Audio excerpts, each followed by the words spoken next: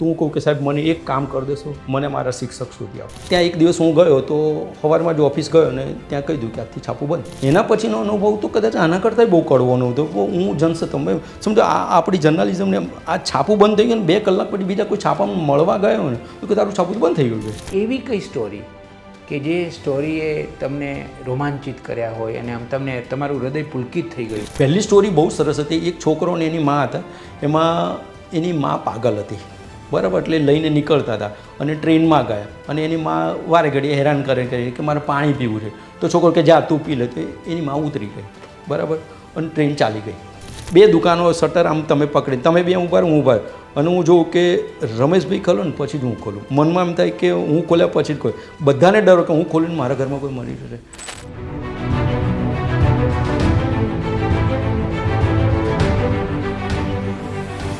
નવી સવારમાં આપનું સ્વાગત કરીએ છીએ. વ્યવસાયી પત્રકારો, વર્કિંગ જર્નલિસ્ટનું દસ્તાવેજીકરણ એ શ્રેણી આપણે ચલાવી રહ્યા છીએ. એમાં આજે ગુજરાતી ભાષાના વરિષ્ઠ 4 દાયકા જેમણે પત્રકારત્વમાં આપ્યા છે એવા શ્રી મહેશભાઈ શાહ. મહેશભાઈ, આપનું સ્વાગત કરીએ છીએ. આભાર રમેશભાઈ. આમ તો મહેશભાઈનો પરિચય આપણે જે આખી મુલાકાત કરવાના છીએ એમાં જ આપણને મળી જવાનો છે, પણ હું થોડીક માહિતી આપું તો 4 દાયકા સુધી સાતત્ય સાથે અને લોકાભિમુખ સતત લોકોની વચ્ચે રહીને પત્રકારત્વ કરવું એ બહુ જ મોટી વાત છે, એ જે મહેશભાઈએ કરી છે. અને સદા અગ્રેસર તરીકે જેની ઓળખ છે એવા ચિત્રલેખામાં એમણે 3 દાયકા આપ્યા, 30 વર્ષ. અને આપણે એમ પણ કહી શકીએ કે ચિત્રલેખાના પથદર્શક તંત્રી કરોડરજ્જુ જેવા હરકિશન મહેતા એમની સ્કૂલના એ વિદ્યાર્થી છે. એમના હાથ નીચે ઘડાયેલા, ટીપાયેલા, બરાબર તૈયાર થયેલા મહેશભાઈ છે. મહેશભાઈએ કેટલી સ્ટોરી કરી હશે અને કેટલા બધા વિષયોને આવરી લીધા છે. ગુજરાતના ખૂણે ખૂણે ગયા છે અને કોઈ વિષય એવો બાકી નહીં હોય કે જે વિષયની સ્ટોરી મહેશભાઈએ ન કરી હોય. અને ઘણીવાર તો એવું પણ બનતું કે ચિત્રલેખામાં 5 સ્ટોરી મહેશભાઈની હોય. આવા મહેશભાઈ બહિર્મુખી પ્રતિભા ધરાવે છે. જેમ કે મોટી ઉંમરે ભણવા બેઠા અને PhD કર્યું. પોતાની ફરજ બજાવતા પત્રકાર તરીકેની એમણે મોટી ઉંમરે PhD પણ કર્યું. એ હાસ્યનું ખૂબ લખે છે, સરસ લખે છે. એમનો હાસ્ય નિબંધ સંગ્રહ પણ થયો છે. વન લાઇનરના તો એ માસ્ટર કહેવાય છે. એક સાથે ઘણા બધા ક્ષેત્રોમાં એ સક્રિય રહી શકે છે. એમના જીવન અને કવન બંનેની આજે આપણે વાતો કરવાના છીએ. મહેશભાઈ, શરૂઆત કરીએ માતાથી. જરૂર. આપના માતાનું નામ, આપના પિતાનું નામ અને આપનો જન્મ ક્યારે થયો અને ક્યાં થયો? રમેશભાઈ, મારા માતાનું નામ શારદાબેન શાહ છે, પિતા નાથાલાલ. મમ્મી બહુ કલાપ્રેમી વ્યક્તિ છે અને પપ્પા મારા દેશી નામું લખે. અમે 4 ભાઈ બહેન, સૌથી મોટો હું મહેશ, પછી મારો ભાઈ ભરત અને 2 બહેનો સ્મિતા અને નૈના. કુલ 4 ભાઈ. 4 ભાઈ બહેન, સૌથી મોટો હું. મારો જન્મ 16 એપ્રિલે થયો. 16 એપ્રિલનું છે ને વિશ્વમાં 4 મહત્ત્વ છે.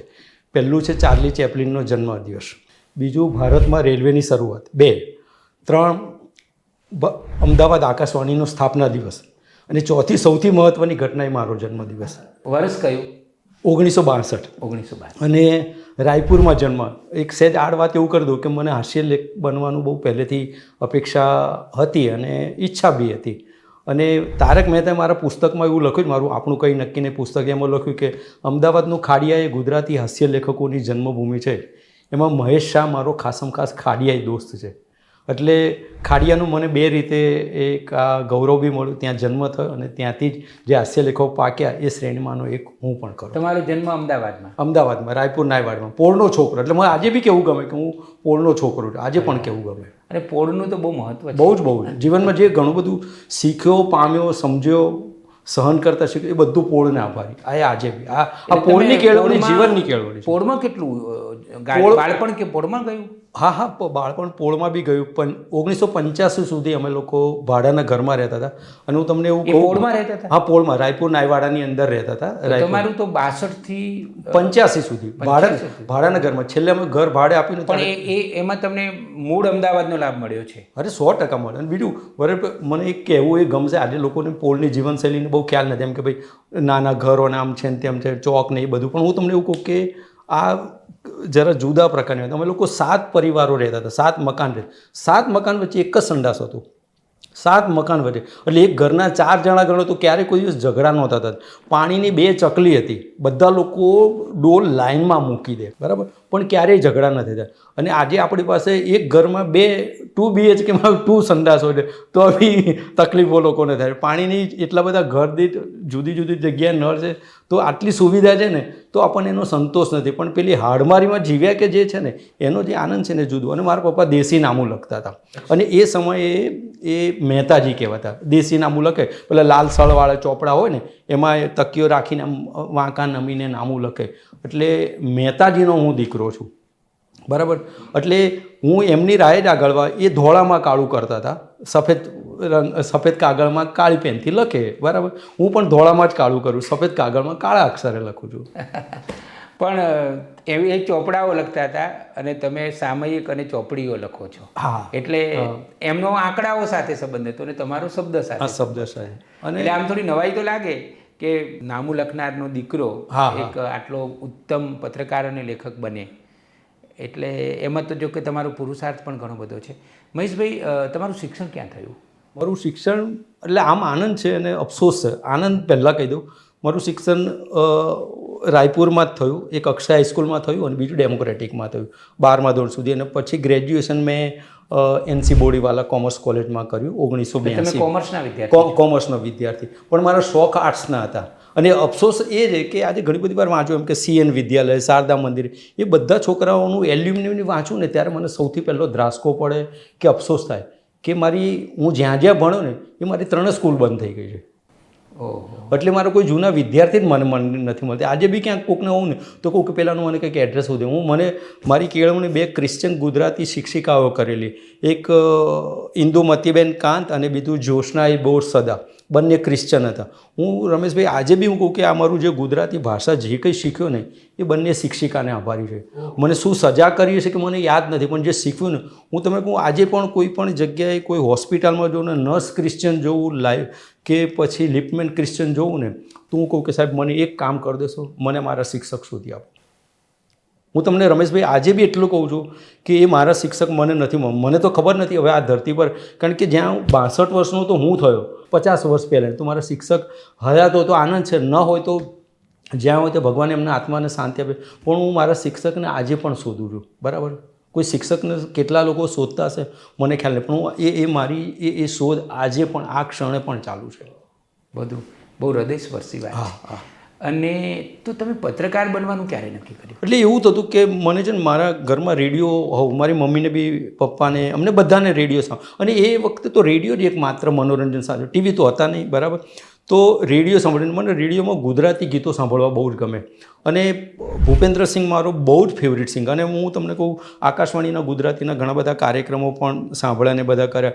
એટલે મને એ આદત કેમ કેળવાય મને ખબર નથી. હું રેડિયો પર ગીત સાંભળું ને તો મને એમ થાય કે હું એ આખું લખી લઉં. એટલે રેડિયો, નાનકડો રેડિયો હોય ને, તિજોરી હતી, એટલે તિજોરી ઉપર રેડિયો મૂક્યો હોય નાનો હોય, અને ત્યાં એક નોટ અને પેન મૂક્યો. એટલે રેડિયોમાં જે ગીત વાગે ને તો નોટમાં ઉતારું. એટલે ઘણી બધી વાર તો હોય કે 4-5 વખત ગીત સાંભળ્યું ને ત્યારે એ મારું આખા શબ્દો સાચા પુરવાર થાય. એટલે એ રીતે આ રિપોર્ટિંગ, હું એવું હવે આ રિપોર્ટિંગ કહી શકું ખરા કે મને આ કેળવણી છે લખવાની, કે કોકનું સાંભળીને, પ્રવચન સાંભળીને લખવું વાત જુદી છે, અને ગીત સાંભળીને એ લખવું એ લખતો હતો. અને ભૂપેન્દ્ર, અને મને હાસ્ય લખવાનો બહુ જ શોખ હતો. તો મેં એકવાર આકાશવાણીમાં સામે પગે પ્રયત્ન કર્યો કે ભાઈ મારે હાસ્યલેખનો પ્રોગ્રામ આપવો છે. તો યુવાણીમાં મારું હાસ્યરસની પસંદગી નામનો કાર્યક્રમ થયો હતો, અને એ પ્રોગ્રામ આપ્યો. અને એના પ્રોડ્યુસર ભરત ચૌહાણ હતા. એમને મારા અક્ષર ગમે, અને પ્રોગ્રામ પતે મને કે મહેશભાઈ તમારા અક્ષર બહુ સરસ છે, તમારે અહીં કામ કરવું છે. આકાશવાણીમાં કોઈ કહે કે ના પાડવું હોય તો મૂર્ખ કહેવાય. આ તો આ જન્મારાની ઓફર એમ કહેવાય, કલ્પના ના હોય જ્યાં કાર્યક્રમ આપવાની. મેં કીધું હા. અને એ દિવસથી ત્યારથી મને કેઝ્યુઅલમાં એટલે રોજમદાર તરીકે હું તમને એવું કહું, પણ આકાશવાણીમાં તમને એક કાર્યક્રમ માટે કોઈક તમને ગયા હોય ને તમને, મેં 6 મહિના સુધી ત્યાં ગ્રામોફોન રેકોર્ડના રજિસ્ટર બનાવ્યા સારા છે, જે આજે પણ એ લોકો ત્યાં વાપરે છે. એટલે ગ્રામોફોન રેકોર્ડો એમાં એ સાઈડમાં ગીતો કયા, બી સાઈડના ગીતો, એના પ્રોડ્યુસર, ડાયરેક્ટર, સંગીતકાર, ગાયક, એપ્રુવ છે નથી એપ્રુવ, એ બધી લખ્યું. અને એમ કરીને આ મારો સંગીતનો શોખ, સાંભળવાનો શોખ, સંગીતનું કોઈ આજે સૂઝ નથી, સાંભળવાનું જ ગમે, શ્રવણ જ છે. અને એમ કરીને થયું. તમે ભરત કુમારને યાદ કર્યા? એ ભરત ચૌહાણ બહુ સરસ માણસ, બહુ જ સંવેદનશીલ વ્યક્તિ. ભરત ચૌહાણ અરે બહુ, હું એમને બહુ જ એમનું પણ સ્મરણ થાય એ બહુ સારી વાત છે.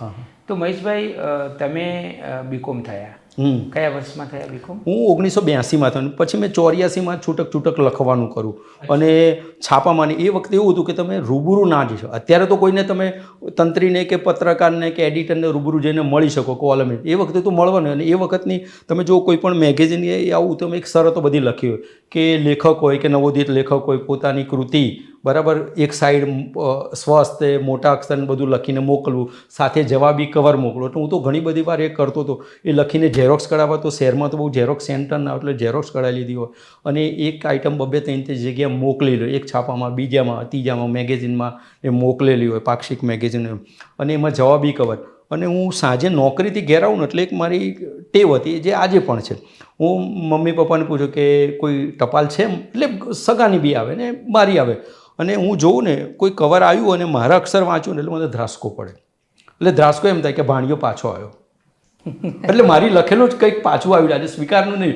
જે એની જાડાઈ એટલે એમ કે કોઈક મેટર પાડ્યું, એટલે એ આભાર પરત. હા, એ સાભાર, એ આઘાતના કારણે હું 2-3 દિવસે કવર જોતો, કારણ કે એમાં એવી કોઈ અગત્યતા જ ના હોય. અને એનો અર્થ કે કલા સાથે અને લખવા સાથે તમને ત્યારથી જ સંબંધ હતો તમારો? 84થી મેં શરૂ કર્યું, 84. અને મારે જર્નલિઝમનું મન થયું કે આટલું બધું મારા છપાય છાપા પોતાનું. ઘણીવાર એવું થાય કે એ તમારો લેખ છપાય ને તો એને 2-3 છાપા કોપી. પહેલું શું છપાયું હતું અને ક્યાં? જો મારું સૌથી પહેલું મને યાદ છે કે ગુજરાત સમાચારમાં ગુછો શાહ, તો ગુણવંતો શાહ, અભિવ્યક્તિ નેટવર્કવાળા. હા, નેટવર્કવાળા, હા હા, નેટવર્ક. જે પછી આશ્લેષ સાહેબના નામે એ કરતા. ગુણવંતભાઈની અભિવ્યક્તિ પૂરતી બહુ જ દમદાર આવતી હતી શુક્રવાર. એમાં મારા બહુ જ લેખો, નોર્મલ ને હાસ્ય લેખો, ઇવન ગુજરાતમાં આવે સંદેશમાં મારી છેલ્લા પાને બાયલાઈન સાથે સ્ટોરીઓ છપાયેલી છે. હા હા, જે હું ફ્રીલાન્સર હતો, હું ફ્રીલાન્સર બી નવું કહેવાય, નવોદિત. મારી પાસે એવા કટિંગો હતી ગુજરાત સમાચારના, પછી ગુજરાત સમાચારની પૂર્તિઓના, સંદેશમાં. તો આ તો બહુ મોટી વાત કહેવાય. હા, હું તમને સંદેશમાં એક સ્ટોરી કે ભાઈ અમદાવાદનું ચાંદલાઓળ છે ને, તો ચાંદલાઓળની અંદર પેલી આંગી બનાવે છે બહેનો, ભગવાનની માતાજીની આંગી બનાવે, કૃષ્ણ ભગવાનના વાગન. તો એ મારી સ્ટોરી 2 કોલમની હતી, બાયલાઈન સાથે સંદેશમાં છેલ્લા પાને છપાઈ હતી. તમે વિચારો, કોઈ પત્રકારને ચિત્ર, એટલે સંદેશના પત્રકારની છપાઈ જુદી વાત છે. હું તો ફ્રીલાન્સર હતો અને ક્યાંય એવો કોઈ અનુભવ કે એવું નહીં. અને બાયલાઈન પણ, હા, બાયલાઈન સાથે 100%. અને બીજું મને સંદેશમાં સુદર્શનભાઈ ઉપાધ્યાય બહુ જ સરસ સપોર્ટ કર્યો છે, અત્યારે ગુજરાત સમાચારમાં છે. અને ગુજરાત સમાચારમાં ગુછો સહાયક. અને પછી મને ફિલ્મોનું બી લખવાનું ગમે, એટલે શશિકાંતભાઈ નાણાવટી હતા, એમણે ઘણું બધું કામ કરતું. અને બધી બહુ જગ્યા છે. અને સૌથી પહેલું છે ને પત્રકારનું, આજે બી લોકોને છે તો એ મને સૌથી પહેલું આઈડેન્ટિટી કાર્ડ કહેવાય ને, કે ઓળખપત્ર કહેવાય, માનદ ખબરપત્રીનું ઓળખ કાર્ડ મને કૃષ્ણકાંતભાઈ ઝા સાહેબે આપેલું હતું. અને એ વખતે એમનું પાક્ષિક હતું. પછી અઠવાડિક હતું, ગાંધીનગર સમાચાર અઠવાડિક હતું. અને એમને છાપાનો દિવસ 12મી માર્ચ છે, 12મી માર્ચ. અને પછી એમનું દૈનિક થયું. એટલે હું એમ કહેવાય ને ઓફિશિયલ જર્નાલિસ્ટ કહેવાય ને, એ હું ગાંધીનગર સમાચારનો હતો, રહેતો તો અમદાવાદ રહેતો હતો. અને એ છપાયું. અને 87 મારે જર્નાલિઝમનો કોર્સ કર્યો. એટલે મેં મારા પપ્પાને કહ્યું કે ક્યાંથી કર્યો? મેં ભવન્સમાંથી કર્યો 87માં. સાંજનો એક કલાક, સાંજનો સોમથી શુક્ર સુધીનો હતો. મારે કહ્યું કે પપ્પા મારે જર્નાલિઝમનો કોર્સ. મારા પપ્પાને બહુ સાચું કહું કે એમને ખબર જ ના પડે કે આ પત્રકારત્વનો કોર્સ શું. એટલે મેં એવું કહ્યું કે આપણે ઘેર છાપું આવે ને, તો આ છાપામાં જે સમાચારો લખે ને એને પત્રકાર કહેવાય, મારે એવું લખતા શીખવું છે. તો કે સારું. 1700 રૂપિયા ફી હતી. એટલે અમે 3-4 ટુકડે ભરી હતી. અને એ વખતે આરવી શાસ્ત્રી સાહેબ હતા. અને એ રીતે મેં એ કામ કર્યું. અને એ ગાળામાં મને ક્રિએટિવ લખવાનો બહુ શોખ. અને મારી એક જીવનની અપેક્ષા હતી કે મારે કંઈક આગળ વધવું છે, એ મારે ક્રિએટિવ રાઇટર અને કોપી રાઇટર તરીકે. તો એ જમાનામાં હું ગુજરાત અંબુજા સિમેન્ટમાં કોપી રાઇટર તરીકે જોડાયો હતો. 1700 રૂપિયા મારો પગાર હતો. સાહેબને એવું કહ્યું કે મને ટ્રાન્સલેશન નથી આવડતી ને બીજી મારી સૌથી મોટી નબળાઈ ગણો કે પ્રેમ ગણો, મારા ઘરનો ઉમરો કે ઘરની દિવાલ રાત પડે જોવાનું મને બહુ મન હોય છે. રાત્રે 2 વાગે બી જવું તો એટલે બહારગામ જવું નહીં ફાવે. તમે નહીં માનો રમેશભાઈ, મેં લગભગ 4 દિવસ કર્યું ને પછી અંબુજા સિમેન્ટમાંથી હું સવારમાં ઓફિસમાં ગયો તો મને કહ્યું કે કાલથી તમારે કોડીનાર જવું. મેં કહ્યું સાહેબ શેના માટે? તો કે ના જવું પડશે. તમે નહીં માનો કે રમેશભાઈ મેં રાજીનામું મોકલી દીધું. એક એડવોકેટને પૂછ્યું, હું તમને અમદાવાદના એક નામાંકિત એડવોકેટને પૂછ્યું કે સાહેબ મને આવડી મોટી કોર્પોરેટ કંપનીએ જોબ આપી છે, 1700 રૂપિયાનો પગાર આપ્યો છે, બરાબર, પણ મને બહારગામ જવાનું મને નથી ફાવતું, એ મારું મન એમાં નથી કેળવાયેલું અને મારે એ કંઈક નથી બદલવું. તો કે વાંધો નહીં.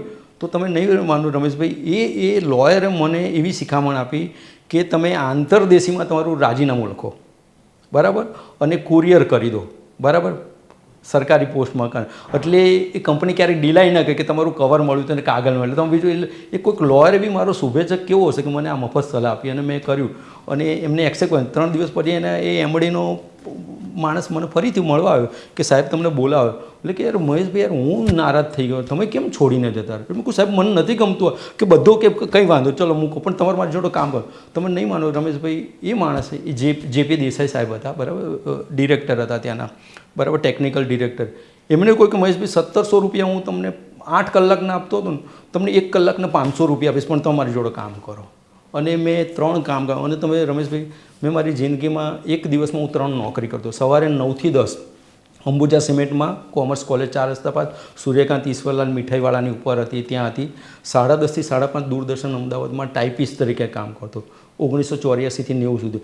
અને સાંજે છૂટી અને મારી સ્કૂટર ત્યાં હોય, આપણે સોરી સાયકલ હોય, અને 6:30 થી 9:30 સુધી ગુજરાત સમાચારમાં ટપાલ પાને કામ કરતો.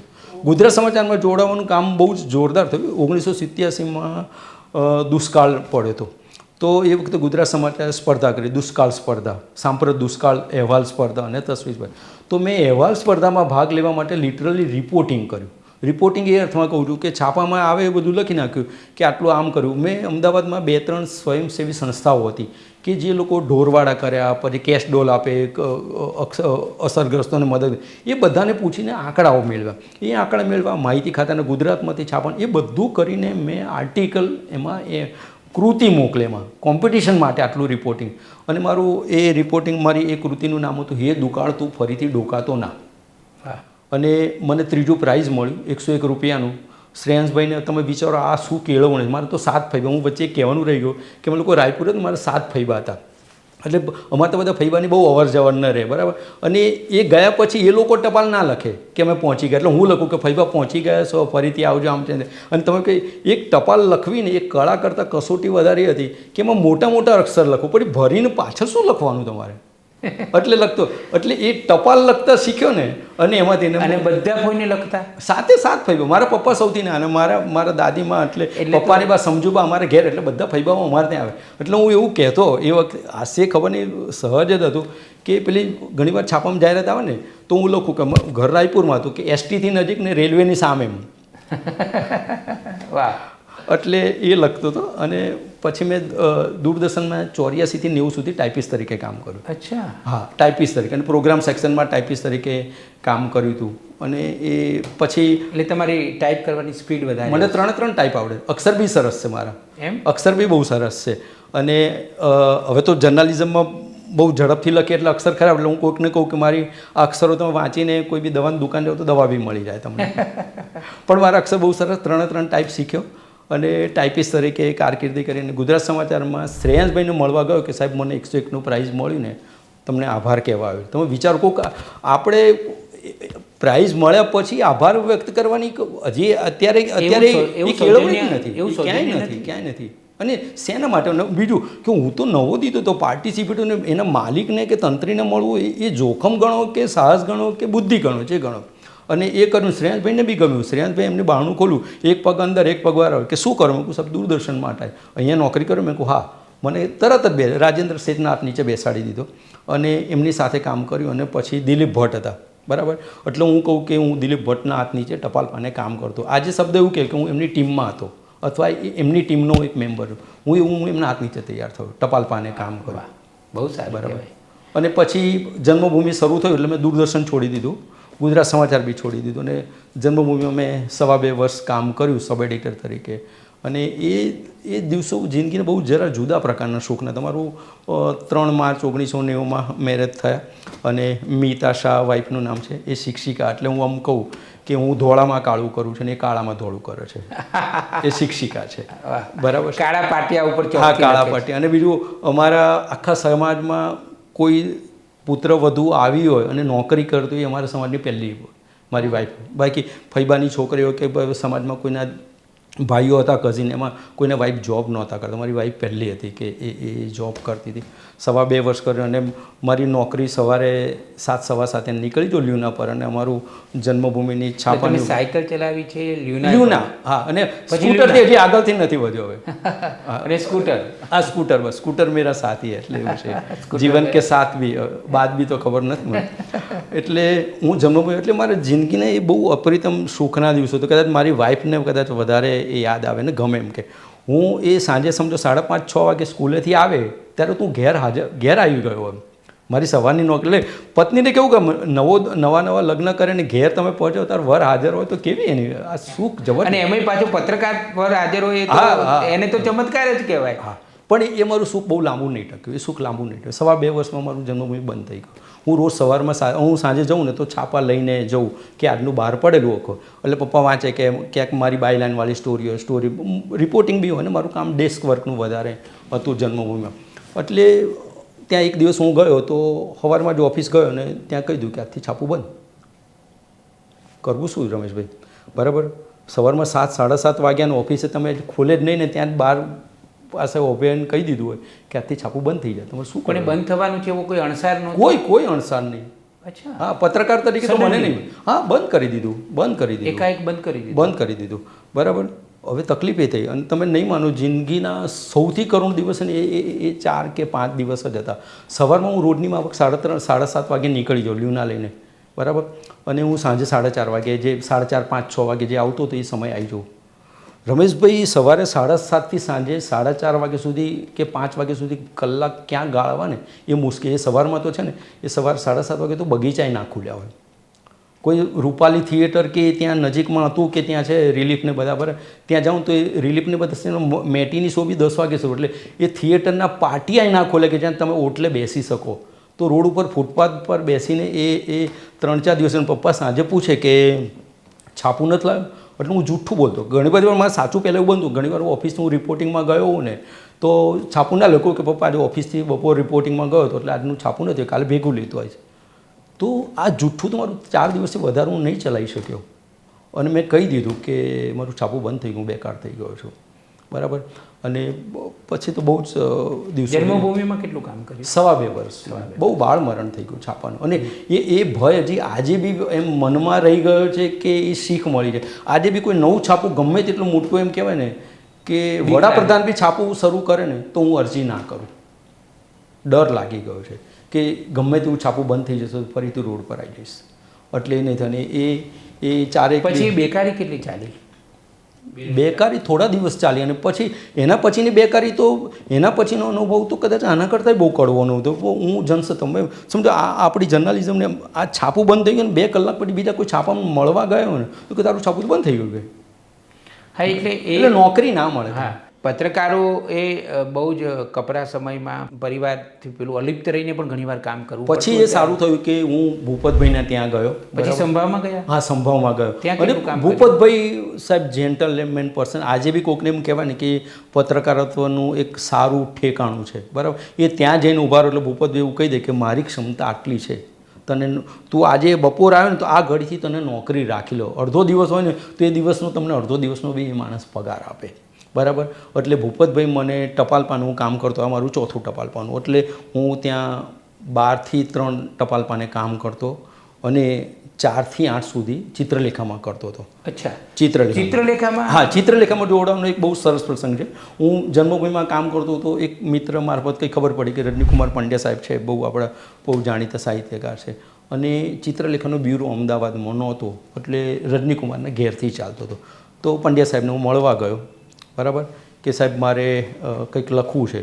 તો મને કે સરસ, અને તું સ્ટોરી આપ. તો મારી વાઈફના નામની એક પાનાની 3 સ્ટોરીઓ છપાઈ. હું જન્મભૂમિમાં એમ્પ્લોય હોવા છતાં એ મારી 3 સ્ટોરી છપાઈ એક પાનાની, બરાબર. અને પછી થોડા સમય પછી બાયલાઈન મળી હતી? બાયલાઈન સાથે. કઈ સ્ટોરી હતી, યાદ છે? પહેલી સ્ટોરી બહુ સરસ હતી. એક છોકરો ને એની મા હતા. એમાં એની મા પાગલ હતી, બરાબર. એટલે લઈને નીકળતા હતા અને ટ્રેનમાં ગયા અને એની મા વારે ઘડીએ હેરાન કરે કે મારે પાણી પીવું છે. તો છોકરો કે જા તું પી લે. તો એની મા ઉતરી ગઈ, બરાબર. અને ટ્રેન ચાલી ગઈ. અને પછી છોકરાને થયું કે શું કરું? એટલે છોકરો બીજા સ્ટેશન ઉતરીને આવ્યો અને એની માને શોધવા માટે. રમેશભાઈ, આ જિંદગીનું જે દ્રશ્ય જોયેલું છે ને એ કદી બી ક્યાંય કોઈને જોવા નહીં મળે. એ છોકરાએ એની માનો પોતાનું અહીંયા પેલા પૂઠું પર લગાવી અને કોઈને પૂછે કે આ મારી માને તમે જોઈ છે? એ છોકરાને મેં રેલવે સ્ટેશન પર શોધ્યો અને મળ્યો. અને મારી એક પાનાની સ્ટોરી હતી, મિતા શાના નામની. અને મારી એ સ્ટોરીની પહેલી 2 લાઈન એવી હતી કે અમને પાગલ પાગલ કહીને પુકારો નહીં, આમ બીડેલા આંખે પુકારો નહીં. એવું એ બહુ જાણીતી ગુજરાતી. અને એ મારી સ્ટોરી છપાઈ. પછી એ લોકો મળ્યા હતા, મા દીકરો મળ્યા હતા? પછી દીકરો જ મળ્યો, માને તો શોધતો હતો. અને ઉત્તર પ્રદેશ કે બાજુ મૃત્યુ શોધતો ના મૃત્યુ નહીં, કોઈક રેલવે ગાંડી હતી, પાગલ હતી માં. એ ગુમાવી દીધી. એટલે માને શોધતો પડતો. એ ક્યાંક જતી રહી હતી? હા, ઉતરી ગઈ હતી, પાગલ હતી. એટલે મા દીકરો છૂટા પડી ગયા હતા. એટલે એકદમ હૃદયસ્પર્શી. અરે, આ જિંદગીની પહેલી કદાચ આ સ્ટોરીના કારણે જ મારી હ્યુમન ઇન્ટરેસ્ટના મારું જે પાયો નંખાયો, સંવેદના ગણો, ચોઈસ ગણો કે હથોટી ગણો, એ બધું એ સ્ટોરી આ છે. ખરેખર આ સ્ટોરી તો બહુ જ હૃદયસ્પર્શી. તો આ રીતે ચિત્રલેખામાં મહેશ શાહનો પ્રવેશ થયો? હા, એટલે ત્રણ મારી સ્ટોરીઓ છપાઈ. પછી રજનીભાઈના ત્યાંથી બ્યુરો બંધ થઈ ગયો. હું જનસત્તામાં કામ કરતો હતો, બરાબર. અને એક દિવસ વર્ષાબેન પાઠકનો ફોન આવ્યો કે મહેશભાઈ, હું વર્ષા પાઠક બોલું છું, ચિત્રલેખા મુંબઈથી અમદાવાદ આવીશું, તમે મને મળવા આવી શકો? મેં કીધું હા બેન. એટલે હું એમને મળવા ગયો. એટલે હું તમને કહું કે મારી એ 3 સ્ટોરીનું કામ કંઈ બોલ્યું હશે, હું એવું માનું છું અત્યારે. બરાબર છે. અને કહ્યું કે તમે ચિત્રલેખા માટે કામ કરશો? હા બેન, 100%. સામે પગે ઓફર હતી. અને એ વખતે શરૂઆતમાં રિટેનરશીપ ઉપર કામ કર્યું. એટલે મારું જે આર્ટિકલ છપાય ને એના મને પૈસા મળે. પણ એ વખતે એક કામની તાલાવેલી એવી મને કે દર અંકમાં મારી સ્ટોરી હોવી જોઈએ એવું મને ગમે જોવું, બરાબર. તો ઘણીવાર એવું બને કે 4 અંકમાંથી એકમાં જ મારી સ્ટોરી હોય, બરાબર.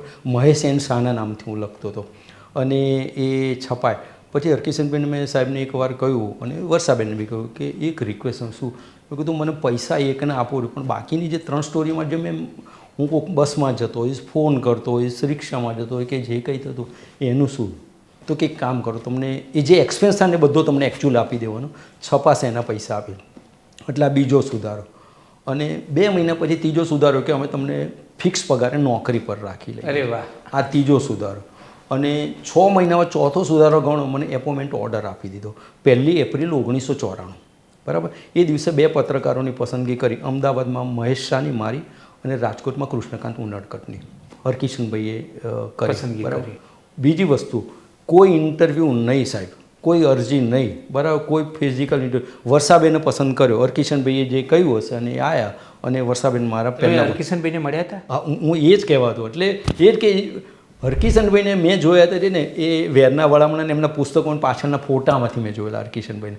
રૂબરૂ મેં નહોતો જોયો. એમને તો મારો ફોટો બી ક્યાંથી જોયો, મારું આઈ કાર્ડ જ બીજા બનાવ્યું ને ત્યારે ક્યાંથી જોયું. પણ એ થોડા સમય પછી અમદાવાદમાં એક કાર્યક્રમ હતો ત્યારે પહેલી વાર સાક્ષાત્કાર થયો, ત્યારે હરકિશનભાઈને જોયો. અને બીજું સૌથી સરસ એક વાત એવું કે હું ચિત્રલેખા અમદાવાદ શરૂ થયું ને ત્યારે એના પહેલાં રિપોર્ટર તરીકે શશાંક ત્રિવેદી હતા. બહુ જ સરસ માણસ. થોડા સમય પહેલાં કોરોના સમયે ગુજરી ગયા બીમારીના કારણે, પણ બહુ સરસ. હું તમને કહું, ઘણી બધી વાર શું છે, આપણે ક્યાંક નોકરી કરતા ને કોઈક નવો આવે ને ત્યારે મનમાં સહેજ ડંખે ઇન ધ સેન્સ કે આ માણસ આગળ વધી જશે તો કામથી, બોસની સાથે ચાંપલું છે કે XYZ કે કોઈ રીતે થશે તો મારું પલ્લું. એ માણસને કોઈ એવો ડર જ ક્યાંય કશું નહીં, એની કોઈ એવી ભીતિ બી નહીં. અને બંને એકબીજાને એટલા બધા સરસ રીતે જોડીને કામ કર્યું ને, બરાબર, કે બહુ જ સરસ કામ. હું તમને એવું કહું કે એ વખતે મારા ઘેર ફોન નહોતો, બરાબર, હતો જ નહીં, હું ભાડાના ઘરમાં એટલે એના ઘેર ફોન હતો ઓફિસમાં. ક્યારેક કંઈક આવે તો શશાંકભાઈ ઘેર કહેવા આવે કે હરકિશનભાઈનો ફોન આવે કે મહેશભાઈને કહેજો આટલે સ્ટોરી કરી. એક વાત. બીજી વસ્તુ, હું 12 થી 3 ટપાલપાને સંભાવમાં કામ કરતો હતો. હરકિશનભાઈને ભૂપતભાઈ વડોદરિયા સાહેબને બહુ સારા સંબંધ હતા, બહુ મિત્રો હતા. ભૂપતભાઈ ઘણીવાર ચિત્રલેખાના દિવાળી અંકોમાં એમની વાર્તાઓ પણ આવે ને બધું.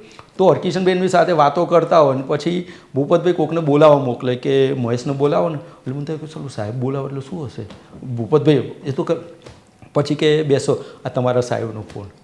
શું સાહેબ આટલી મોટી દિલદારી ભૂપતભાઈ જે મારો સાહેબ છે ને એમ કહે કે હરકિશનભાઈનો ફોન હતો બરાબર નહીં તે એ કદાચ એ મને ફોન આપે નહીં તો એમાં મને કોઈ હરકશોક ના હોઈ શકે તમે કહી દે કે તમે ઓફિસ જઈને પૂછી લેજો તો તમારા સાહેબનો મને બીજા મારફતે મેસેજ કહેવડાય છે પણ આટલી બધી સરળતા આ માણસની જોઈ ક્યાંય નથી હું તમને કહું બરાબર અને એમને મેં કહીને કે સાહેબ હું સાંજે 4 થી 9 કોઈ વાંધો નહીં કે હું તમે મારા ત્યાં જે કામ કરો તમને એનું મૂલ્ય મળે તમે તમારી મહેનત કરીને સામે કમાવો એ મને ગમે એટલે હું તમને રાખું છું અને સાંજે 4 થી એટલે હું કહું નહીં જીવનમાં એક સમય 3 નોકરી કરી આ બીજો સમય હતો કે જીવનમાં 2 નોકરી કરી પણ હજી આજે બી 3 નોકરી કરો મને કોઈ ફરક નથી એટલી આ ઈશ્વરે બહુ જ શક્તિ આપી છે અદ્ભુત શક્તિ છે એ તો હજી પણ આ ઉંમરે પણ તમે થાક્યા વગર કામ કરી રહ્યા છો મહેશભાઈ હરકિશનભાઈની થોડી વાત કરવી છે હા બહુ સરસ કારણ કે હરકિશન મહેતા એ ગુજરાતી પત્રકારત્વનું બહુ મોટું નામ હું તો બહુ નસીબદાર માણસ છું કે એની થોડી વાત કરો એમની સાથે તમને કામ કરવાની જે તક મળી અને થોડા અનુભવોની વાત કરો પહેલી વસ્તુ કે એમનો સ્વભાવ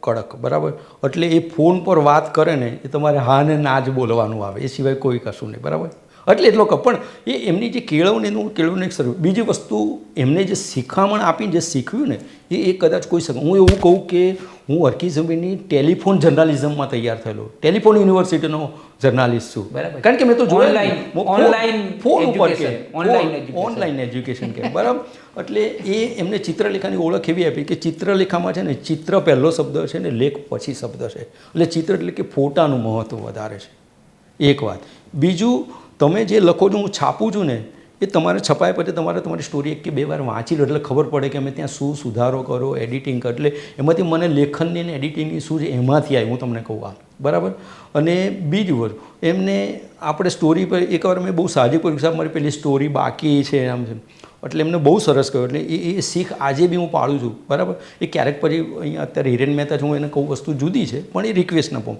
એમને એવું કહું કે હું તમને છે ને સ્ટોરી લખવાના પૈસા આપું છું બરાબર તમારી સ્ટોરી છાપવાના પૈસા નથી લેતો જાહેર ખબર છાપવાના પૈસા લો તમારી સ્ટોરી મહેશભાઈ કે મારા જર્નાલિસ્ટની સ્ટોરી એવી હોય કે મને સમજો 1 લાખ રૂપિયા એક પેજના જાહેર ખબરના મળતો હોય તો તમારે જતા કરીને તમારી સ્ટોરી કરવી છાપવી પડે ને એ મહત્ત્વ છે વાહ બરાબર બીજું બહારગામ મોકલે તો સ્ટોરી મંજૂર કરીને વિષય મંજૂર કરે બહારગામ મોકલે ને તો જઈને તો આવવાનું બરાબર ત્યાં એવું ખરું કે ત્યાંના એજન્ટ હોય ને એને મળવું બી ખરું બરાબર એ બીજા કોઈ પર્પઝ એને મળવું કે એને લાગે કે ચિત્રલેખાના પ્રતિનિધિ આવ્યા અને એની સ્ટોરી આવે તો ગામમાં કહે કે ભાઈ આપણા ગામની એક સ્ટોરી આવી રહી છે ચિત્રલેખ તો એક સેલિંગ થાય પેલો એક રેપો થાય બિઝનેસનો રેપો થાય બસ આટલું જ બીજું પણ એમ કે મળવું પણ એમ લાગે કે કોઈ ચિત્રલેખાવાળા આપણા ગામમાં આવ્યા થાય એજન્ટને ખબર ના હોય એવું નામ એટલે એક સારો આ થાય એ કદાચ અને એ રીત અને બીજું એમણે શીખ્યું કે તમે જે વિષય મંજૂર કરાવ્યો છે એમાં તમે જઈ રહ્યા છો સ્ટોરી કરો પણ ત્યાં ગયા પછી પણ એક બીજી કોઈ એવી સ્ટોરી જાતે શોધી લાવો જે મેં વિષય મંજૂર નથી કર્યો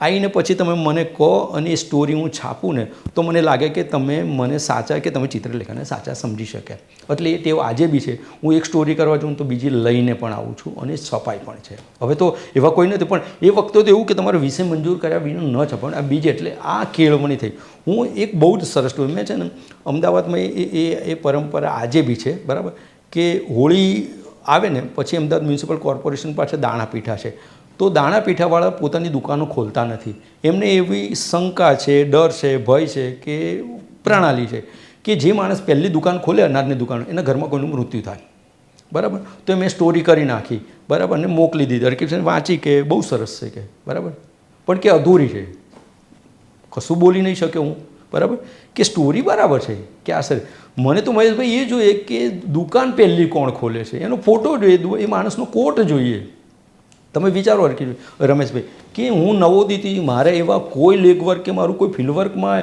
એવા કોઈ મારા સોર્સ નહોતા પણ રખડપટ્ટી કરી વિશ્વાસ કર્યો અને સૌથી મોટો કુદરતનો સાથ હતો બરાબર અને એવી રીતે એક જગ્યાએ ગયો અને 2 દુકાનદારો હતા બરાબર નક્કી કર્યું કે આજે ખોલવાને સાહેબ એમાં બી માણસની વૃત્તિ ગણો કે ડર ગણો કે જે કંઈ ચાલાકી ગણો બદમાશી ગણો જે કંઈ કહે 2 દુકાનો શટર આમ તમે પકડી તમે બી ઊભા હું ઊભા અને હું જોઉં કે રમેશભાઈ ખોલો ને પછી જ હું ખોલું મનમાં એમ થાય કે હું ખોલ્યા પછી જ કોઈ બધાને ડર કે હું ખોલીને મારા ઘરમાં કોઈ મરી જશે અને એવી વ્યક્તિને મળ્યો અને ફોટા સાથેની મારી સ્ટોરી છપાઈ અને મારી 2 પાનાની સ્ટોરી છપાઈ એટલે આ મારી હરકિશનભાઈની યુનિવર્સિટીની આ મારી પહેલી સ્ટોરી એટલે રમેશભાઈ એવું હતું કે કિશનભાઈ કહ્યું કે સ્ટોરી સારી છે આ નથી લેતો તમે કરીને લાવો અને મારે છાપવાનું એટલે તમે જો 3 લીટીમાં મને કેટલું કામ આપી દીધું કે સ્ટોરી સારી છે હું નથી છાપશો આ તમારે કરવાનું છે અને કરીને મને લખીને આપી દેવાનું છે આ એક કે બે લાઈનનો જે મંત્ર હતો ને તમને દોડતા કરી દે સાહેબ, પસીનો છૂટી જાય. પણ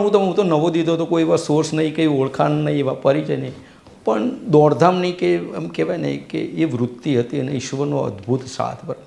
અને એ ત્યાં ગયો ને 2 દુકાનદારો આમ તૈયાર હોય કે ભાઈ ખોલીએ છીએ આટલા વાગે, મેં પૂછી લીધું વિશ્વાસથી અને ખોલવાનું. એટલે પણ મનમાં તો હોય કે મારે પહેલી નથી ખોલ, કારણ કે હું પહેલી ખોલીને ક્યાંક એ અશુભતા ને મારા ઘરમાં કોઈક મૃત્યુ થાય એવું નહીં. એટલે 2 જણા સમજો, તમે મેં શટર ખોલ્યું એટલે હું તો કે રમેશભાઈ પહેલો ખોલ્યો, તમને થાય કે મહેશભાઈ પહેલો, પણ એમાં એક જણે ખોલી, સાહસ કરીને ખોલી અને એના ફોટો, એ માણસના કોટ સાથે મારી એ 2 પાનાની સ્ટોરી થઈ.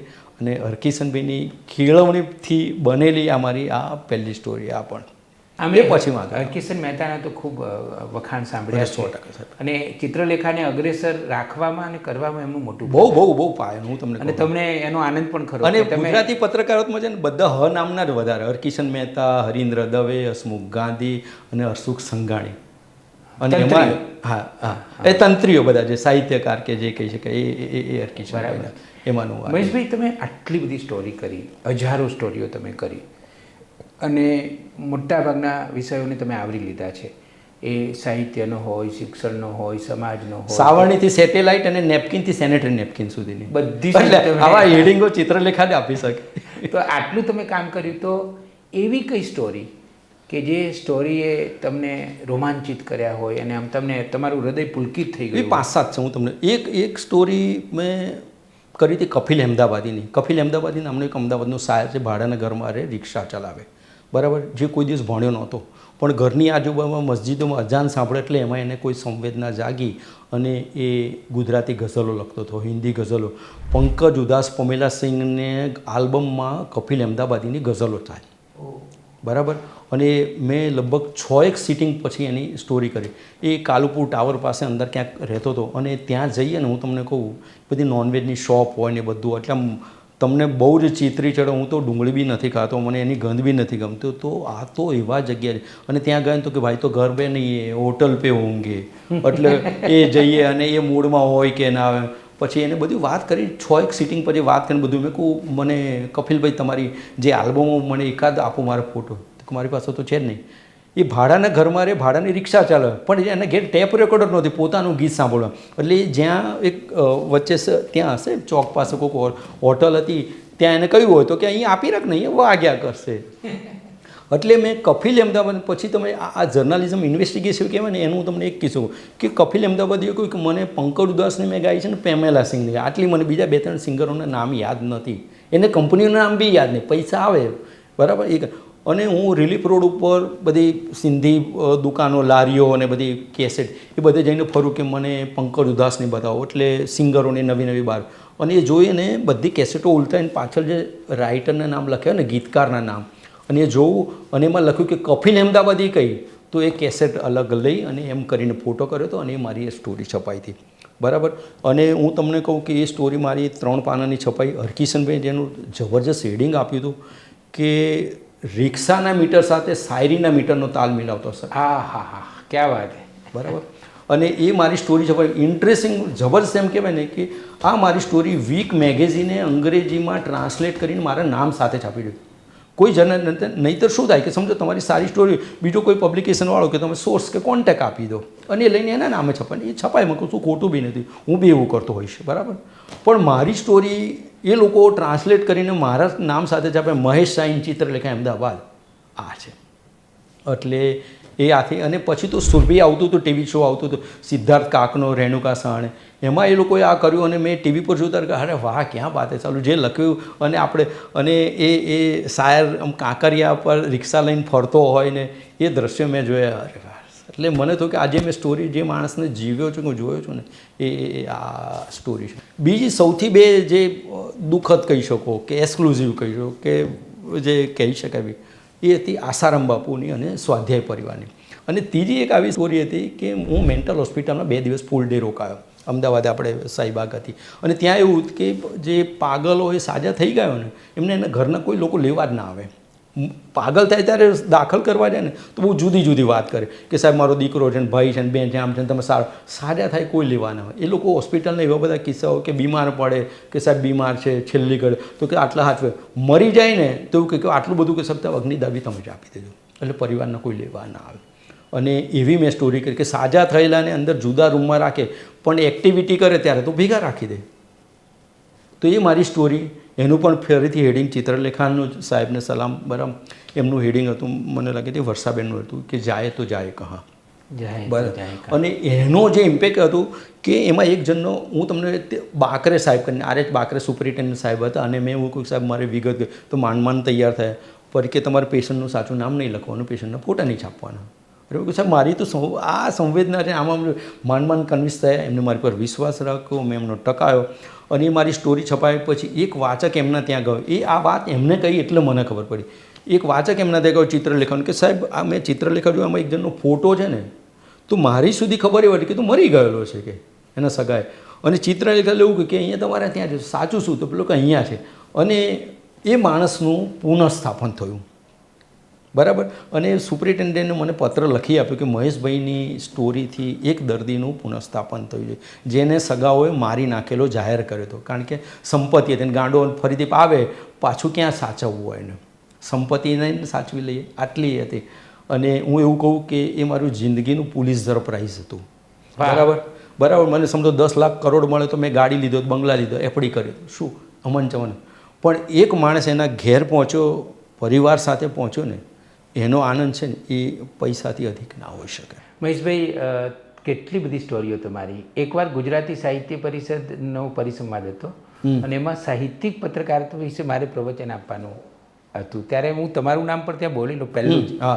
અને હું તમને કહું કે મેં જે અભ્યાસ કરેલો ગુજરાતી પત્રકારત્વમાં સાહિત્યિક રજૂઆત, એમાં તમારી એટલી બધી સુંદર સ્ટોરીઓ મને મળી હતી અને મેં ચિત્રલેખાને ક્રેડિટ આપી હતી અને તમને પણ ક્રેડિટ આપીને આખી વાત ત્યાં જે હાજર હતા લોકો એની સામે મૂકી હતી. સરસ હતું. મેં છે ને આપણે ત્યાં લાલ પીળી લાઇટના મિસયુઝ આજે બી થાય છે. મેં 3 પાનાની સ્ટોરી 5-5.5 મહિનાની મહેનતથી કરી. હું તમને રમેશભાઈ એવું કે મારું ગાન પણ ગણો કે કોઈક પ્રત્યેનું એટલું બધું ઇન્વોલ્વમેન્ટ ગણો, કોઈક સ્ટોરી માટે હું 4-4, 5-5 મહિના કામ કરું. હું તમને કહું કે હું આજે બી એવું કહું કે મારી સ્ટોરીનો હરીફ હું જ હોઉં છું. વાહ. મારી સ્ટોરી દરેક પત્રકારે આ કરવું જ જોઈએ. હું તમને કહી દઉં કે હું આ વિષય પર તમને મારી સાથે લઈ જાઉં, પણ હું જે પ્રકારે સમજણથી ને સંવેદનાથી લખીશ, રજૂઆત કરીશ ને એ સામેવાળામાં હોય એવી જરૂરી નથી. અને તમારી દરેક સ્ટોરી જે અત્યાર સુધી લખાઈ છે એનાથી શ્રેષ્ઠ હોવી જોઈએ. અને એ મારી સ્ટોરી છપાયા પછી મારી 3 પાનાની સ્ટોરી છપાઈ હતી લાલ પીળી લાઇટવાળાની દુનિયાઓ વિશે. અને એ વખતે ચંદ્રકાંત બક્ષી સાહેબ અભિયાનમાં કોલમિસ્ટ હતા. એમને વાંચીને ભરતભાઈ ગેલાણીને એક પત્ર લખ્યો. વખતે ભરતભાઈ ગેલાણી સંભાળ પત્ર લખ્યો. અને એમાં એવું લખ્યું કે મુંબઈના શેરીફ તરીકે, ગુજરાતી પ્રથમ શેરીફ તરીકે મને લાલ લાઇટવાળી ગાડી મળી હતી, આમ છે બધું લખ્યું. મારે બક્ષી સાહેબનો ઉલ્લેખ કરવાનો કોઈ જરૂર, કારણ કે મારે એ મારી વિગતને સાથે કંઈ મેચ નહોતું. પણ બક્ષી સાહેબ પણ સૌથી છેલ્લી મહત્ત્વની વાત કે એમને છેલ્લી 2 લીટી એવું લખ્યું કે મારા જેવા સામાન્ય માણસને લાલ પીળી લાઇટની VIP દુનિયાનો ચિત્રલેખાએ અનુભવ કર્યો, એનો આભારી છું. તમે વિચારો, બક્ષી સાહેબ કોઈનો આભાર માને તો એ તો સાહેબ તમારી કલ્પના બહારની વાત છે. એટલે જબરદસ્ત. અને એ ભરત ગેલાણીની બી દિલદારી ગણો કે એની એડિટરશીપની સલામ ગણો કે એમણે એ પત્ર છે ને એક પેજના લેખ તરીકે છાપ્યો છે સાહેબ. અને એ આ છે. અને આ મારી વાત સંજય વૈદને ખબર પડી. તો સંજય વૈદને અંકિત ત્રિવેદી એક પુસ્તક કરતા હતા, હું નામ ભૂલી ગયો, બક્ષી સાહેબને પુસ્તક કરતા ગુજરી ગયા ભાઈ. તો એમાં સંજયભાઈએ કહ્યું કે મહેશ તું પેલી બક્ષી સાહેબની લાલ પીળી લાઇટની તારો લેખ તો છે પણ એની જે પડદા પાછળની વાત છે ને એ તું અમને આપ. અને એ લખ્યો એટલે એ સંજયભાઈએ જે પુસ્તક કર્યું એ એમનું અંકિત ત્રિવેદીનું સંપાદિત છે. તો એમાં એ મારો લેખ છે. અને હું તમને એવું કહું કે લાલ પીળી લાઇટની દુનિયા એ સ્ટોરી આજે પણ કોઈ કરવી હોય ને તો કરી શકે એવી છે એમ. એટલે એ કે લોકો એ લાલ પીળી લાઇટનો બહુ જ મિસયુઝ કરતા હોય છે. મહેશભાઈ, કેટલી બધી સ્ટોરીઓની વાતો કરીએ તો ખૂટે નહીં એટલી બધી, કારણ કે તમે કર્યું છે આ બધું કામ. હવે મહેશભાઈ થોડીક વાત કરીએ તમારા હાસ્ય લેખનની. તો તમે તો સ્વાભાવિક છે કે સહજ વચમાં પેલો અભ્યાસ બી થઈ ગયો. હું તમને કહું, મેં 87માં જર્નાલિઝમ કર્યું ને પછી થયું કે મેં કંઈક ભણવું છે. એટલે એના 24 વર્ષ પછી પાટણમાં જઈને મેં જર્નાલિઝમમાં માસ્ટર ડિગ્રી કરી. બરાબર, 24 વર્ષ પછી. અને પુસ્તકો કાંઈ 87. હું તમને કહું રમેશભાઈ, તમને તો જર્નાલિઝમમાં ભણાવો છો આટલા બધા વર્ષોથી, પત્રકારત્વના કોઈ અભ્યાસક્રમના પુસ્તકો આજે પણ નથી, બધી રેફરન્સ બુકો.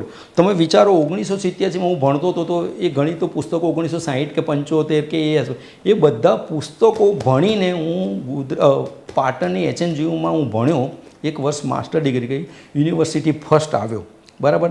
મેડલના દાતા નહીં એટલે મેડલ ન મળ્યો, બરાબર. એ મેડલ ન મળ્યો અને એ મારે ભણવું તો હું તમને એક લીટી કહું, એમાં એ મારી વાઈફને હું તમને એની શાબાશ એ માટે આપી કે મારે ત્યાં એફિડેવિટ કરવી પડી કે 24 વર્ષ પછી મારે કેમ ભણવું છે.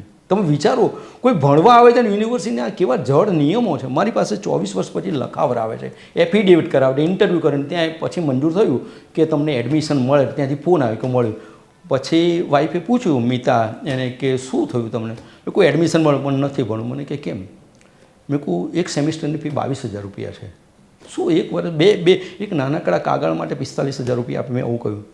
એટલે કે સારું નહીં આવે. હવે એક વાત કહું, મેં કે હા. મને કે છોકરાઓ આપણે બંને ભણે, એમ કે ફલાણું પુસ્તક લઈ આવો જો, એ તમે એને પૂછ્યા વગર લાવી દો છો ને? તો કે હા. તો કે આની ફી હું આપીશ, બરાબર, તમે ભણો. ઓહ. અને મેં માસ્ટર ડિગ્રી કરી. ક્યાં વાત હે. અને એટલે મિતા ભાભીને પણ હા 100% અભિનંદન. એને 100% માસ્ટર. અને પછી મેં એ 5 વર્ષ પછી મેં યુનિવર્સિટી ગુજરાત ત્યાં મને કહ્યું કે PhD કરો, પણ મને બહુ સમય ને પૈસાની રીતે અઘરું પડતું હતું. એટલે મેં વિદ્યાપીઠમાંથી 2020માં 58 વર્ષની ઉંમરે ગુજરાતી પત્રકારત્વમાં PhD થયું, જે નિવૃત્તિની ઉંમર છે. ત્યારે હું ડૉક્ટરમાં જેમ મેં કહ્યું કે નામ આગળ એક ડૉક્ટર લગાવવું જોઈએ, તો એ લાગી ગયું. એટલે અત્યારે અમે ડૉક્ટર મહેશ શાહ સાથે વાત કરી રહ્યા છીએ. હા, ડૉક્ટર મહેશ શાહ સાથે કૌંસમાં PhD લખો, કારણ કે આ વાંચીને ઘણા લોકો દવા લેવા આવે, પણ આમ તો શક્તિની આપી દઈએ ને તો ચાલે. એનોય ચાલે ને આપણું બેયનું ચાલે. મહેશભાઈ, હવે થોડીક વાત કરીએ તમારા નાટકની. તમે એક્ટર બનવાનો મને બહુ અભરખો હતો. દૂરદર્શનમાં હતો એટલે હું દર્પણ અકાદમીમાં તમે જુવાન હતા ત્યારે કોના જેવા લાગતા હતા? ખબર નથી મને, ખ્યાલ નથી. પણ તમને હજી બી જુવાન જ છું. તમને અભિનેતા બનવાની ઈચ્છા હતી? અરે બહુ અભરખા હતા. અને હું તમને કહું, દર્પણ અકાદમીમાં 2-2.5 વર્ષ સુધી દર્પણ અકાદમીમાં હું કૈલાસભાઈ પંડ્યા સાહેબ અને દામિનીબેન નાથ નીચે કરું, હું નિસર્ગ ત્રિવેદી, ઈસર્ગના વાઇફ છે હિનાબેન, ઘણા બધા લોકો, અમે લોકો ત્યાં પોસ્ટર નાટક હતું ડૉક્ટર શંકર શીશનું, એમાં આદિવાસીની ભૂમિકા હતી. 2.5 કલાકનું નાટક હતું, બરાબર. અને એના 2 શો થાય, એક સ્ટેજ શો કર્યો અને બીજો ધારાસભ્યના મનોરંજન અર્થે. અમારે વાણિયામાં તો કોઈ નાટક સ્પોન્સર કરે કાં તો એના આયોજક હોય, એક્ટર તો હોય જ નહીં. એટલે મેં તો ટિકિટો ખરીદીને સગાઓને બોલાય કે દેખો હું નાટક કરું છું ને બધું આ જોયું. પણ પછી કદાચ મારી અપેક્ષા વધારે હશે કે દર્પણ અકાદમી મને અહીં જવા મળશે ને ત્યાં જવા મળશે, આમ કરી. પણ લાગ્યું કે મારી અપેક્ષા પૂરી નથી થતી. એટલે મને થયું કે નકામું, કારણ કે તમને સારો રોલ મળે પછી નાટક થાય તો તાલીઓ પડે, સારો ભજવાય તો, બરાબર. એટલે મને તો કંઈ તાત્કાલિક પ્રતિભાવ, મેં કહું આ નકામું આપણા માટે. એટલે જર્નાલિઝમમાં, એટલે જર્નાલિઝમમાં તો લખ્યું વાંચ્યું ને તાત્કાલિક રિએક્શન આવે, એટલે એક્ટર છોડી દીધો અને રાઇટર થઈ ગયા. હવે થોડી કદરદાનીની વાત કરીએ. હું જાણું છું એ પ્રમાણે તમને પત્રકારત્વમાં ઘણા એવોર્ડ પણ મળ્યા છે. ઓવરઓલ તમારું જે એક આખું જથ્થામાં કામ, તમારું કામ 3 દાયકાનું. હા, એક જ જગ્યાએ લાગ લગાટ એ પણ એક ફેવિકલ નોકરી. એટલે હું કહું કે હું હરકિશનભાઈ રાખ્યો ને ત્યારે ફેવિકલનો ડબ્બો મોટો અને સસ્તો મળ્યો હતો ને લીધો એટલે ચોંટી ગયો. એના પણ ઘણા ફાયદા. મહેશભાઈ, મને એ કહો કે ઓવરઓલ સમાજ તરફથી તમને જે પ્રતિભાવ મળ્યો છે, વાચકોનો અને આ પ્રકારે કદરદાનની થઈ હોય, એનાથી કેટલો સંતોષ છે? પહેલી વાત હું ચિત્રલેખાની કરું કે ભાઈ સમજો, પહેલાં ચિત્રલેખાના માલિકો મૌલિક કોટક ને મનનભાઈ, અત્યારે બંને એ મેનેજમેન્ટમાં, હરકિશનભાઈ, પછી આયા તંત્રી ભરતભાઈ ગેલા. પહેલાં મધુરીબેન પણ હશે ને? હા, મધુરીબેન હતા. એ મધુરીબેન જી સંભાળ, એટલે મને લખવાનું શું કરું, જી મેગેઝિનમાં બી મેં ઘણું બધું લખ્યું છે. જીમાં છે ને એ ગુજરાતના કોઈ રિપોર્ટર નહોતા, ફ્રીલાન્સર. એટલે જીમાં છે ને ગુજરાતમાં ફિલ્મ શૂટિંગ મોટે ભાગે વોટર પાર્કમાં થતા હતા. તો જી મેગેઝિનમાં એક બહુ પોપ્યુલર કોલમ હતી, ખામોશ શૂટિંગ ચાલુ છે, બરાબર. તો મેં 4 હિન્દી ફિલ્મોના શૂટિંગ ગુજરાતમાં થાય અને રિપોર્ટ લખ્યા. એ જી હિન્દી, ગુજરાતી અને મરાઠીમાં છપાયા, બધામાં છપાયા. હા, પણ પછી એ મેં જીનું બી કામ બધું. પણ ચિત્રલેખા ગ્રુપમાં આ કોટક પરિવાર, પછી હરકિશનભાઈ, પછી ભરત ગેલાણી તંત્ર અને અત્યારે હિરેન મહેતા, આ 3નું એટલે આભાર એ બી માનું કે એમને મારા કામની શ્રદ્ધા રાખી છે અને મારી દરેક સ્ટોરીઓ છાપી. હું તમને એવું કહું કે મારી સ્ટોરીનો ડમ્પિંગ રેટ 0 છે. ડમ્પિંગ રેટ એટલે મારી કોઈ સ્ટોરી ડસ્ટબિનમાં નથી જતી, સિવાય કે સમજો કોઈ પ્રાસંગિક આજે કરીને જગ્યા ન હોય ને કોઈક એવા કોઈ ટેકનિકલથી ન છપાય, બાકી કોઈ ન છપાય એવું નથી. બીજું મારી સ્ટોરી આપીને સમજો 1-2 મહિના કે 6 મહિના સુધી ન છપાય તો સ્ટોરી મને યાદ રહે, બરાબર. અને હું તંત્રીને ક્યારેક રિક્વેસ્ટ કરું કે મારી પેલી પડી છે અને એનો કોઈક નવો ન્યૂઝપેક કરી થાય ને તો એ શોધું અને એવા વખતે યાદ કરું તો મને કે આપી દો, તો હું ન્યૂઝપેક નવો કરું તો એ લોકો છાપે. એટલે એ આખી સ્ટોરી હું ફરીથી મારે સુધારવી પડે, એ બધું કરું અને એ માવજત કરું અને છપાય. એટલે મારું કોઈ સ્ટોરી સાથેનું આટલું બધું એટવે ધારો કે એટલે બહુ હાસ્યની ભાષામાં કહું, સ્ટોરી ન છપાય તો પગાર નથી કપાતો અને એક અંકમાં 5 સ્ટોરી છપાઈ તો પગાર વધ્યો બી નથી. નામ વધ્યું હશે કે પણ નામથી કોઈ ફાયદો નથી થતો. બરાબર. એટલે અને કંઈ નામના કંઈ પબ્લિક ઇસ્યુ નથી આવતા. વાહ વાહ, ક્યાં વાત છે. તમારા આવા વન નાઇલર પણ બહુ જાણીતા છે. મહેશભાઈ, હવે છેલ્લો સવાલ આમ તો પહેલો કરવો જોઈએ તો એ છે પરિવારનો. સૌથી મોટો સવાલ. હા, કારણ કે પરિવાર છે ને એ પત્રકારત્વના વ્યવસાય માટે તો પરિવાર ખૂબ મહત્ત્વનો છે. તમારો અનુભવ કેવો છે? બહુ જ સારો. હું તમને કહું, બહુ જ સારો અનુભવ. એક તો માતા પિતાની કેળવણી, એમને ભણાવે તો જે ભાડાના ઘરમાં રહેતા હતા ને આપણે ભણવું તે ભણવા દીધો. લગ્ન પછી પત્ની અને 2 દીકરા છે. મોટો સાર્થક છે, બરાબર. એ 15 ઓગસ્ટ 92 જન્મ. એટલે હું મારી આશિયાની ભાષામાં એવું કહું છું કે હું કામનો એટલો બધો કામઅગ્રો માણસ છું ને એટલે હું રજા નહીં પાડું. એટલે એવી ઈશ્વરને બી ખ્યાલ હશે ને. એટલે 15મી ઓગસ્ટે છાપામાંય રજા હોય ને સ્કૂલમાંય રજા હોય. એટલે પહેલાં બાળકનો તો બર્થડે હું એવી રીતે ઉજવી જ શકું છું, 15મી ઓગસ્ટે ઉજવું. અને બીજો 28 ઓક્ટોબર 94 જન્મ હીરક છે બનાવ. પણ ઈશ્વર કૃપાથી બંને પોતાના બળે આગળ આવેલા છે.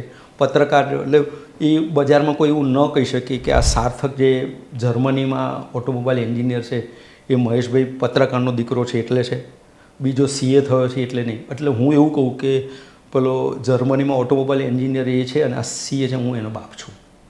એટલે એ કહેવાનો જે આનંદ છે ને રમેશભાઈ, એ બહુ જ જુદો છે. પત્રકારના છોકરા તરીકે એ લોકો પંકાએ ઓળખાય ને એના કરતાં એના પિતા તરીકેનો મને ઓળખ છે ને એ મને વધારે આનંદ અને સંતોષ આપે છે. અને બીજું એક સરસ વાત, હું પેલું દિવસમાં 3 નોકરી કરતો ને ત્યારે મારી પાસે સાયકલ હતી, બરાબર.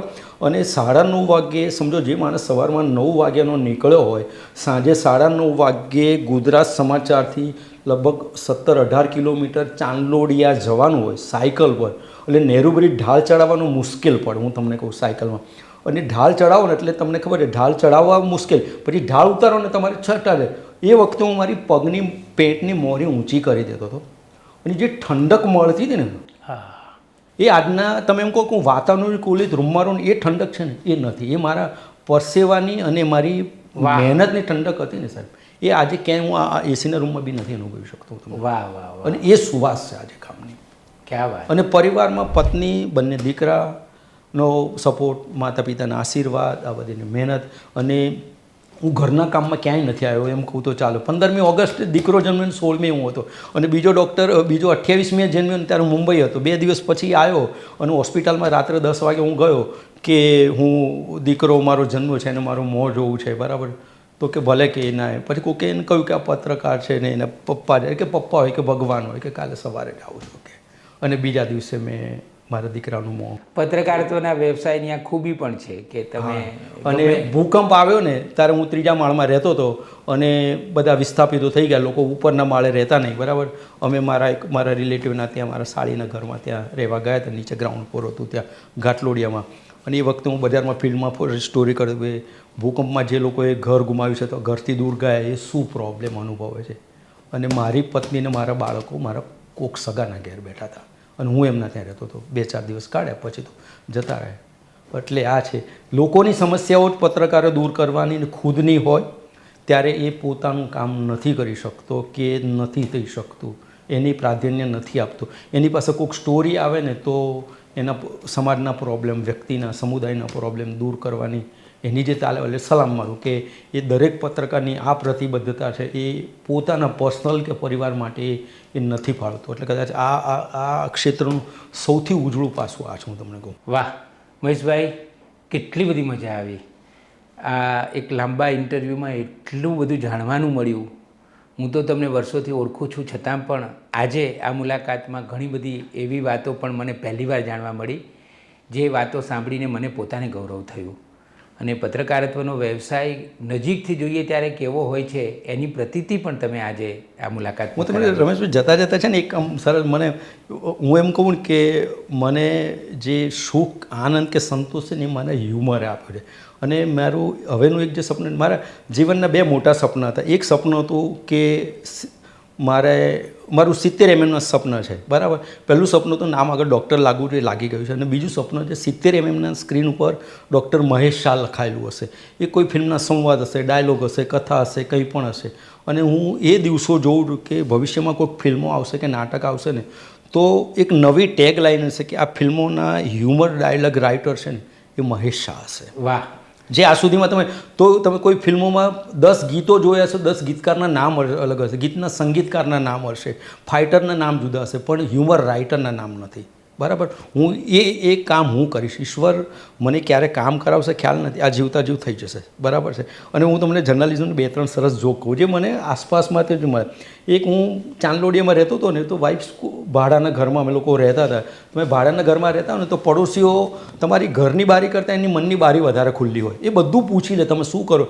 મારી વાઇફ ભણાવતી હતી, ટ્યુશન કરે એટલે પૂછે ટીચર તમારો વર શું કરે છે તો કે પત્રકાર છે બરાબર. તો હું મારો સંભાળમાં 12 થી 3 હું બપોરે જાઉં ને સાંજે હું 12 વાગે લ્યુના લઈને નીકળો 11 વાગે. તો એક દિવસ પડોશણે મારી વાઈફને કહ્યું કે તમારા વર તમે કહ્યું કે પત્રકાર છે તો બપોરે છાપા નાખવા કેમ જાય છે કે એટલે એ પડોશનને ખબર નહોતી કે પત્રકારને છાપું નાખનાર એક ના હોય ભાઈ. રાત્રે આવ્યો એટલે વાઈફે કહ્યું મેં કહ્યું મિતા આપણી પાસે 2 વિકલ્પ છે, ઘર બદલો અથવા મારે નોકરી બદલો. આપણે ઘર બદલવું સરળ પડશે અને બદલ્યું. બીજું એકવાર મને મારા તંત્રીએ કહ્યું કે મહેશભાઈ તમારી દોઢ પાનાની સ્ટોરી હતી બહુ સરસ છે કે બધું સર, પણ આ એક જાહેર ખબર આવીને બીજું કંઈક બધું ગોઠવવું પડે એટલે મારે કાપી બદલે મને એમ થાય કે હું કાપું કે તમને કાપવા મોકલું, તમે એડિટ કરું કે ના સાહેબ તમે કરો. મને કે હું કરું ચાલશે. અને બહુ મેં સહજ ભાવે કહ્યું કે સાહેબ જે બધું કાપો કે મારા નામ સિવાય બધું કાપી નાખજો. અને અમને આખી સ્ટોરી છાપી દીધી. અને છેલ્લો સવાલ કે મને ઘણી બધી વાર વાચકો પૂછે કે ભાઈ આનો નંબર આપો, નામ. એટલે ઘણી વાર હવે તો બધા સિનિયર સિટીઝનો છે ને ખબર નહીં મને કોઈ એમની પેલી વ્યક્તિત્વ પણ હવે કંઈ બી હોય ને 60 પ્લસ કે આઈ એમ 80 રનિંગ એમ ફોન ઉપર. એટલે ભાઈ તમે ચાલી નથી શકતા 80 રનિંગ ક્યાં વાત કરો છો? લાકડી લઈને ચાલો ને 80 રનિંગ ને 60 અને ફોન ઉપર કે હું સિનિયર છે એટલે ભાઈ પદ્મશ્રી જેવો કોઈ મોટો હિલકાબો છે ને સિનિયર સિટી. હું યારે 62 મને કંઈ સિનિયર સિટી કોઈ એમ કહે ને તો મને નથી ગમતું. હું 90 વર્ષ થઈ છું હું સિનિયર સિટીઝન નહીં કહું એવું હું ઈચ્છું. કાલે બુદ્ધિ પરિવર્તન ઈશ્વર લાવે વાત જુદી. તો ફોન ઉપર આવી બધી વિગત મેં માગીને મને કે કોણ બોલે મેં કહું ભાઈ બધું બોલે. મેં વિગત કહ્યું તો એને એમ લાગે મેં વિગત અધૂરી આપી. મને કે કોણ? મેં કહું સાહેબ મેં કહ્યું મહેશ શાહ બોલું, પત્રકાર, બધી વિગત સાચી આપી. કે ના ના તમે સાચું કહો તમે કહો. પછી મેં એમને એવું કહ્યું કે હું ભાવિ સિનિયર સિટીઝન બોલું છું. વાહ. આવી જર્નલિઝમની જોક્સ કરવી છે. કાકા સરદારજીને બાપુની બહુ થઈ. જર્નલિઝમની જોક્સ મારે હવે આખી ભેગી કરવું છે અને કંઈક નવા શો કરવા છે જર્નલિઝમની જોક્સના. મહેશભાઈ અમે ભગવાનને પ્રાર્થના કરીએ કે તમે જે કરવા માગો છો એ બધું જ તમે કરી શકો. બહુ ઝડપથી મોટા પડદા ઉપર તમારું હાસ્ય લેખક તરીકે પણ અમે નામ વાંચી શકીએ એવી અમે ભગવાનને પ્રાર્થના કરીએ છીએ. નવી સવારના સ્ટુડિયોમાં તમે આવ્યા અને આટલી બધી વૈવિધ્યપૂર્ણ માહિતીસભર અને પ્રેરક વાતો અમારી સાથે વહેંચી એ માટે તમારો ખૂબ ખૂબ આભાર. ખૂબ ખૂબ આભાર રમેશભાઈ, નવી સવાર ટીમનો.